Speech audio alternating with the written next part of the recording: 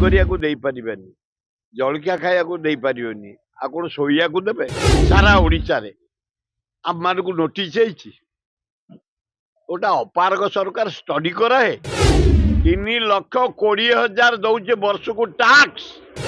ମୋହନ ମାଝୀଙ୍କ ଦୃଷ୍ଟି ଆକର୍ଷଣ କରୁଛି, ଅର୍ବାନ ମିନିଷ୍ଟରଙ୍କ ଦୃଷ୍ଟି ଆକର୍ଷଣ କରୁଛି, ମେୟରଙ୍କ ଦୃଷ୍ଟି ଆକର୍ଷଣ କରୁଛି।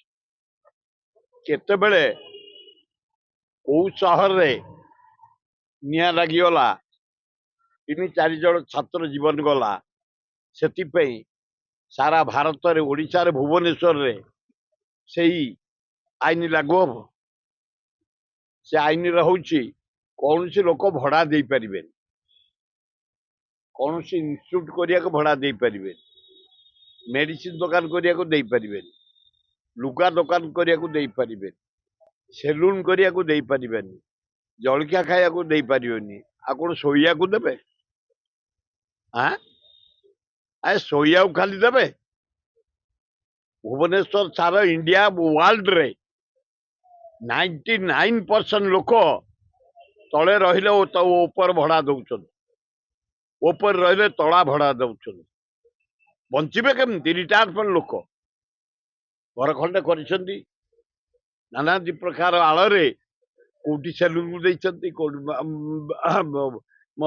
ଧୋବିକି ଦେଇଛନ୍ତି, କୋଉଠି ମେଡିସିନ ଦୋକାନ ଦେଇଛନ୍ତି, କୋଉଠି ଜଳଖିଆ ଦୋକାନ ଦେଇଛନ୍ତି, କୋଉଠି ଷ୍ଟେସନାରୀ ଦୋକାନକୁ ଦେଇଛନ୍ତି, ଗ୍ରୋସରୀ ଦୋକାନକୁ ଦେଇଛନ୍ତି। ସାରା ପୃଥିବୀରେ, ସାରା ଭାରତ ବର୍ଷରେ, ସାରା ଓଡ଼ିଶାରେ ଆମମାନଙ୍କୁ ନୋଟିସ୍ ହେଇଛି।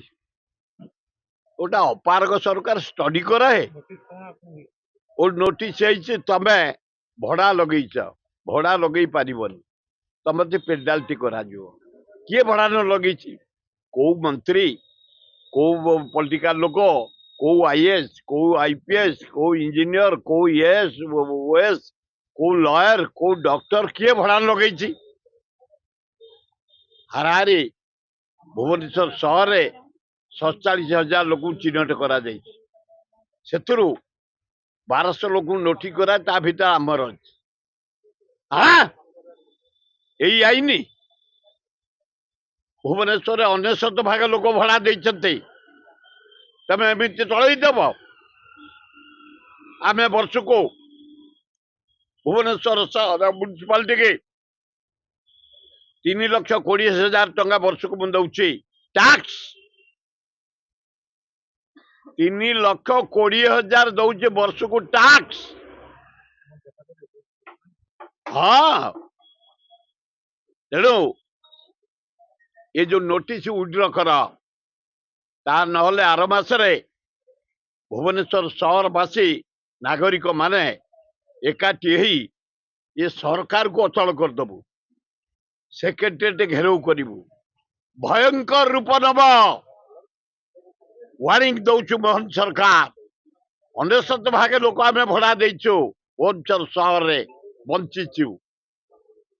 ତୁରନ୍ତ ନୋଟିସ୍ ୱିଡ୍ର କର, ନହେଲେ ବାଧ୍ୟ ହେଇ ବ୍ୟାପକ ଆନ୍ଦୋଳନ ହବ, ସରକାର ସେଥିପାଇଁ ଦାୟୀ ରହିବେ।